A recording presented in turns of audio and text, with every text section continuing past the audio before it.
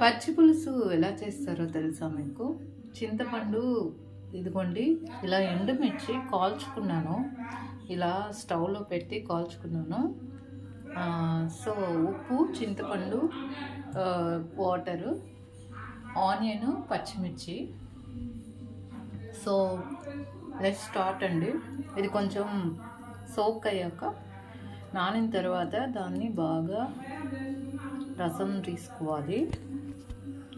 తగినంత ఉప్పు ఇలా కలిపేసుకున్నానండి. చింతపండు, తగినంత ఉప్పు, ఈ కాల్చిన ఎండుమిర్చి వేసి ఇప్పుడు ఈ వేస్టేజ్ అంతా తీసి పడేద్దాము. ఇదిగోండి, ఇలా ఆనియన్స్ అన్నీ వేసేసాను, పచ్చిమిర్చి. ఇది బాగా మిక్స్ చేసుకున్నాను తగినంత ఉప్పు వేసి. వా, సూపర్ టేస్ట్ వచ్చిందండి. ఎంతైనా మన ఆంధ్ర రుచులే రుచులండి. సూపర్ ఉంది.